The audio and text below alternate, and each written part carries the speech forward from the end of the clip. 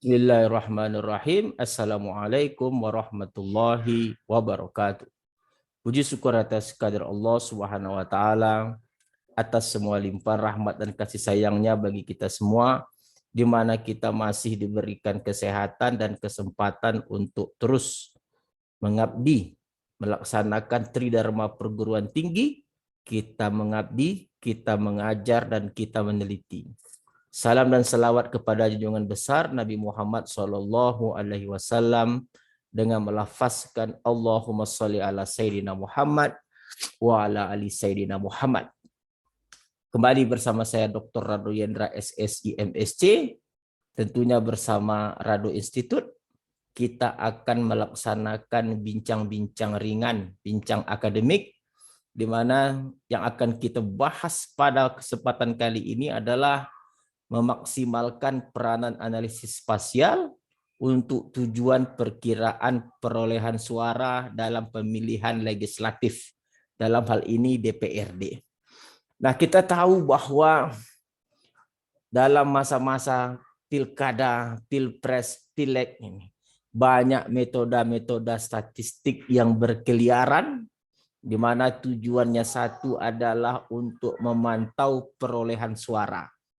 Ada yang disebut dengan quick count, perhitungan cepat, dan seterusnya. Nah, hal-hal seperti itu, quick count tentu sangat efektif kalau dilakukan sesaat sebelum dihitungnya perhitungan yang sebenarnya. Tetapi ketika waktu itu masih panjang, jeda waktu itu masih panjang, seperti sekarang masih hampir 2 tahun lagi masa-masa pilpres, pilkada, dan pilrek itu terjadi, apa yang sebaiknya dilakukan? Tentu sudah mulai survei-survei bergantayangan untuk menilai elektabilitas dari masing-masing calon. Lalu apa yang dapat dilakukan berikutnya oleh orang statistik untuk memberikan masukan pembelajaran bagi calon, terutama dalam hal ini adalah calon anggota DPRD, untuk memantau perolehan suara mereka dalam suatu kecamatan, dapil daerah pemilihan di kecamatan.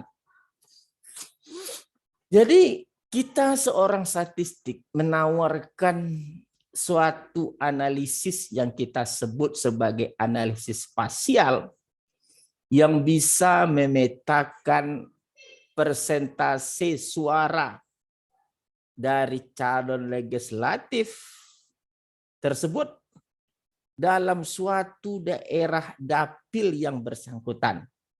Katakanlah kasus yang akan kita angkat pada saat ini adalah ada seorang calon anggota Dewan X yang memiliki gambaran persentase suara di beberapa titik di daerah pemilihannya di suatu kecamatan di kota Pekanbaru, kita sebut dengan Kecamatan Tenayan Raya.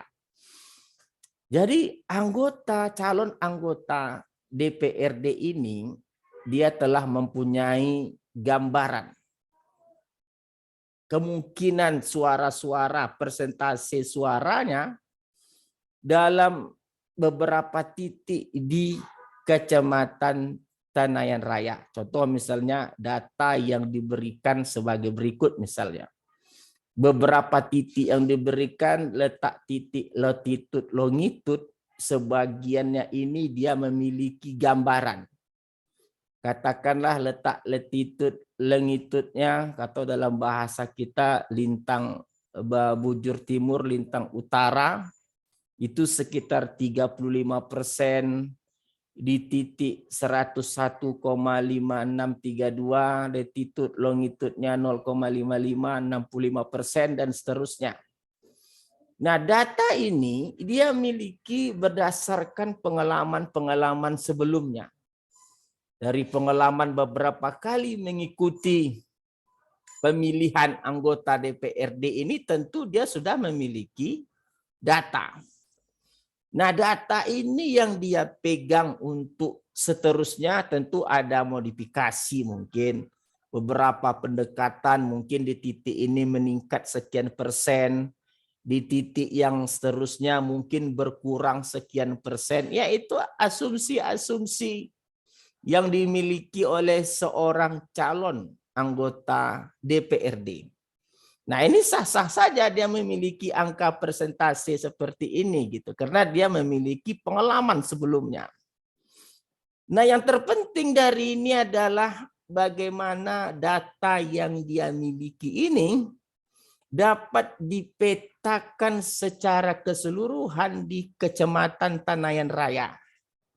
Nah, di sini diperlukan suatu analisis spasial dengan menggunakan software survei. Nah, kita akan melaksanakan pemetaan dengan menggunakan software survei berdasarkan data yang diberikan oleh anggota dewan. Oke, kita coba lihat software survei kita. Kita share screen. Mana software? Ini dia, share. Nah, ini tampilan dari software survei 8. Jadi kalau kita lihat di sini adalah tampilan dari survei. Nah, langkah pertama tentu kita ambil data. Ambil grid, ambil data. Grid data. Oke, grid data. Kita pilih datanya yang kita simpan tadi di Pekanbaru, di data caleg. Nah, kita ambil data caleg, kita open. Oke, ini kita susun datanya. Data latitude kita sesuaikan, data longitude kita sesuaikan, dan kita ambil tekniknya itu teknik kriging. Jadi teknik kriging adalah satu teknik yang sangat baik dalam menginterpolasi data terhadap suatu daerah yang datanya belum ada berdasarkan kepada data sekelilingnya. Nah, ini data kriging disebut dengan teknik kriging. Kriging inilah teknik nanti menginterpolasi data atau mengisi-ngisi data untuk setiap daerah yang ada di Kecamatan Tenayan Raya berdasarkan data sebelumnya. Oke. Kolom X itu adalah untuk kolom, kita tengok data dulu, view data. Ini view data kita ada, ini data A, B, dan C. A latitude, X, B longitude, Y, dan C datanya, persentase. Jadi di X kita letakkan di sumbu X kolom A, di Y kolom B, dan Z datanya kolom C. Gunakan metode kriging dan atur letak minimumnya berdasarkan minimum yang ada. Kita katakan 3 atau 4 boleh, 101,4 dan ini 101,6. Kita atur sedemikian hingga ini 0,4 dan ini 0,6. Dan offline ini kita kali 2, 154. Dan ini kita kali 2, 200. Oke. Kita oke kan? Oke. Kita yes kan? Oke kan lagi. Kita ambil grid data. Grid blank. Tadi data sekarang blank. Kita simpan dulu namanya data caleg. Kita open. Nah, ini dia. Nah, kita memerlukan yang namanya pemetaan dalam SHP dalam format BLN atau SHP untuk Kecamatan Tenayan Raya. Jadi daerah dapil dari anggota calon legislatif tadi terletak di Kecamatan Tenayan Raya. Kita berikan peta dalam format BLN karena survei harus memiliki format tersendiri dalam petanya. Oke, kita open. Oke, kita save. Kita kasih nama save-nya 111 outgrid. Oke, save. Oke kan saja. Lalu kita buka. Tadi nama 11 open. Ini dia. Lalu petanya kita ambil tadi Tenayan Raya blank open. Oke, kita oke kan? Kita susun petanya, kita klik tombol shift, klik dua-duanya, lalu ambil di sini map, overlay maps untuk menggabungkan peta. Wah, ini petanya sudah tergabung. Lalu kita dekorasi petanya.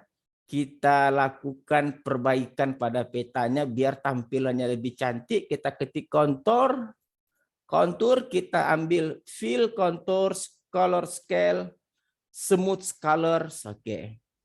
Jadi kita apply. Oke, ini dia, kita rubah warnanya, levelnya kita di terlalu banyak levelnya. Kita ambil levelnya mungkin hanya sebesar 5 saja, sebesar 5, kita ambil 12 levelnya. Oke, kita masih 1, 2, 3, 4, 5, 6. Oke, cukuplah 6. Di label kita nukan semua. Warnanya kita ganti. Oke, merah untuk yang kecil. Kita ambil merah untuk yang kecil. Ini merah kita untuk yang kecil. Merah untuk yang kecil. Lalu yang besar hijau. Oke, kita oke kan? Kita oke. Apply. Oke, kita sudah nampak hasil peta kita. Lalu kita langkah berikutnya, kalau levelnya kita bagi terlalu banyak, ini kita ambil 14. Kita oke kan? Oke, cukuplah 5. Kita no kan? Apply.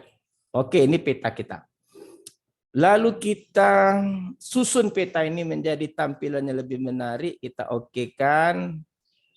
Kita base-nya ini kita map color scale. Oke kan dulu. Kita susun sehingga map-nya ini menjadi baik. Oke. Base map. Oke, view limits. Kita ambil limits-nya. Kita majukan petanya sedikit ke depan. Ini 100. X-nya itu 104 kita ambil. 4 kita oke kan? Oke, udah bagus lah. Biar panjangnya kita geser ke kanan. Oke, kita lebarkan dulu lah. Oke, ini kita ambil 142. Oke, apply. Oke. Kita oke kan, kita hapus garis di atas, topnya kita kanan, left, kita right, kita hapus. Kita pindahkan, wah biar lebih keren. Nah nih, biar lebih nampak, kita susun angkanya ini menjadi besar. Font, kita ambil 20. Oke. Oke kan? Nah, besar angkanya ini juga kita besarkan angkanya, font 20. Kita oke kan, lagi. Nah, tingkat angkanya ini juga kita besarkan fontnya juga di sini menjadi 20. Oke kan. Apply. Oke. Nah, jadi hasil dari pemetaan dari persentase perolehan suara anggota, calon anggota DPRD tadi dapat kita lihat bahwa daerah yang berwarna merah itu adalah daerah yang perolehan suaranya kecil.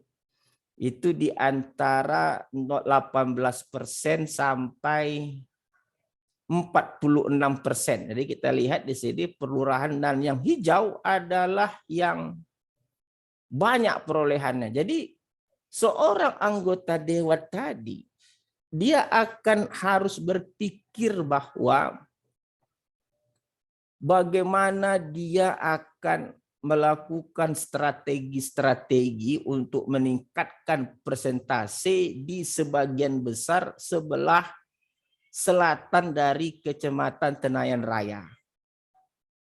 Karena dia harus berpikir gitu, ada apa? Kenapa di daerah Tenayan Raya ini berwarna merah? Dan sebagian kecil sebelah utara Tenayan Raya juga itu dikatakan dia merah. tentu dia harus berpikir ada apa di situ dan apa program-program yang harus dia berikan untuk meningkatkan persentase perolehan suara tadi. Mungkin dia lakukan berbagai program pendekatan kepada tokoh masyarakat, oke, aktif terlibat dalam kegiatan-kegiatan sosial di daerah tersebut, ikut serta memberikan sumbangan-sumbangan pada kegiatan pemuda di daerah-daerah tersebut gitu. Jadi dengan adanya teknik analisis spasial seperti ini, waktu masih panjang nih, ada 2 tahun lagi gitu.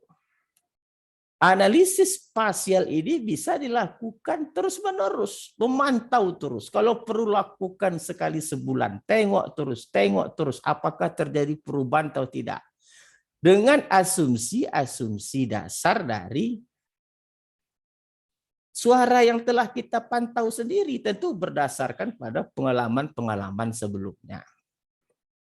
Jadi ini sangat luar biasa kajian kita pada kesempatan kali ini. Kita dapat melihat seperti apa kajian-kajian statistik untuk memberikan motivasi kepada calon-calon anggota legislatif ataupun kepada partai pun bisa untuk melihat lumbung suara mereka di tingkat yang lebih besar, mungkin kabupaten, provinsi, mungkin daerah, negara sekaligus. Nah, hal yang menarik dari kajian ini adalah kita kadang-kala ingin mengetahui seperti apa profil daerah merah itu. Bisa kita lakukan dengan mengambil beberapa titik, di daerah tersebut, beberapa titik mungkin kita ambil. Kita mengambil titik, kita ambil, nih digitize. Kita klik kanan di sini, kita di petanya kita klik kanan, kita ambil digitize. Nah, kita letakkan titiknya di sini misalnya. Di merah tadi. Nah, ada satu titik koordinat di merah yang kita tandakan tadi, koordinat 101 latitude-nya, dan 052 seterusnya di longitude. Kita ambil lagi beberapa titik. Oke, kita klik yang berwarna merah, terus kita ambil terus berwarna merah. Kita ambil di sebagian utara tadi. Nah, ini adalah beberapa titik yang perlu kita periksa. Di mana lokasi ini? Lokasinya sederhana saja. Ambil GPS, ambil pemetaan, masukkan koordinat yang diinginkan. Lalu nanti asli di GPS mengeluarkan daerah yang kita tuju, karena kita memiliki daerah yang ingin kita tuju gitu. Jadi kalau begitu hasil perbincangan kali ini itu lengkap. Kita sudah memberikan bagaimana spasial analisis ini membantu dalam melihat potensi lumbung suara di kecepatan dapil kita masing-masing dan membantu menunjukkan daerah mana yang terkecil tadi. Ambil titik-titik ini gitu. Bisa kita ambil di mapping, misalnya kita ambil satu titik 101, kita copy paste, misalnya kita ambil satu-satu, kita copy paste, copy, oke. Kita tutup share ini, stop share. Lalu kita buka share screen kita ambil Google, mana Google? Kita ambil Google, ada enggak Google di sini? Enggak ada Google sini ya. Kita ambil data tadi, kita share. Coba kita ambil, kita tutup dulu. Kita tutup. Kita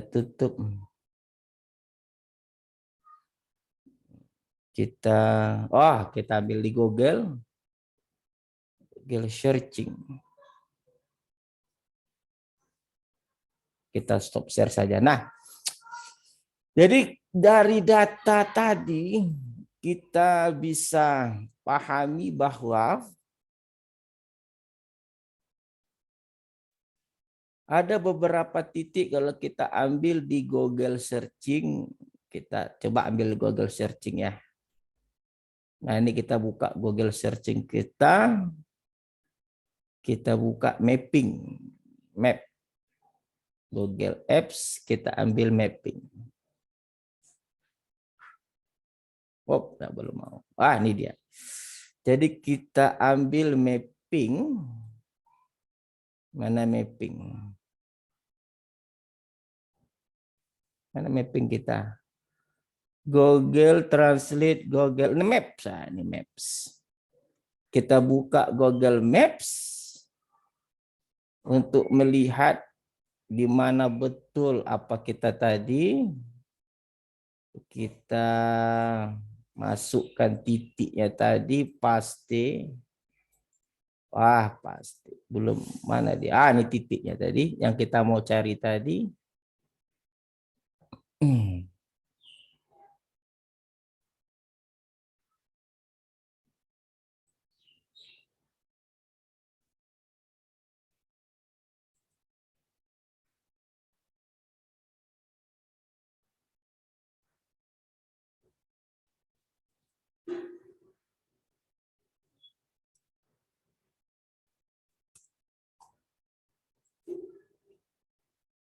Google cannot find. Kita coba lihat dulu, perhatikan. Oh, apanya yang di depan? Ini yang di depan, terbalik kita letakkan. Ini cut. Letak di depan. Pasti. Koma. Oke, kita cari. Nah, ini daerah yang kita cari tadi di merah ini dia. Ini daerahnya yang kita cari yang warna merah sesuai dengan titik yang diminta yang di merah tadi. Oke, kita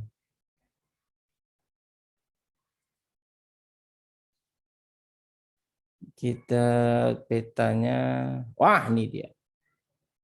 Jadi kalau begitu, koordinat yang kita cari tadi, yang persentasenya suaranya rendah, itu dapat kita lihat pada daerah yang berwarna merah ini, gitu loh. Ini nama daerah Rejosari, Tenayan Raya, Pekanbaru City. Nah, itu salah satu cara yang sangat luar biasa yang bisa kita bantukan kepada calon legislatif tadi untuk menggunakan teknik spasial, menggunakan server 8, bagaimana cara membantu mereka untuk terus mengupgrade perolehan persentase suara mereka. Jadi kalau begitu, apa yang telah kita lakukan perbincangan pada kesempatan kali ini adalah suatu hal yang sangat menarik sekali. Bagaimana peranan orang statistik untuk ikut serta dalam mencerdaskan masyarakat kah? Peserta, calon peserta dari pertandingan ini. Silakan nanti mana yang mau berdiskusi dengan Rado Institute tentang hal ini, kita akan bersedia untuk menjadi tenaga konsultan mungkin, terutama dalam memantau perkembangan presentasi itu suara setiap bulan. Terima kasih. Perbincangan yang sangat menarik sekali pada kesempatan pagi ini. Saya Dr. Rado Yendra undur diri dulu. Assalamualaikum warahmatullahi wabarakatuh.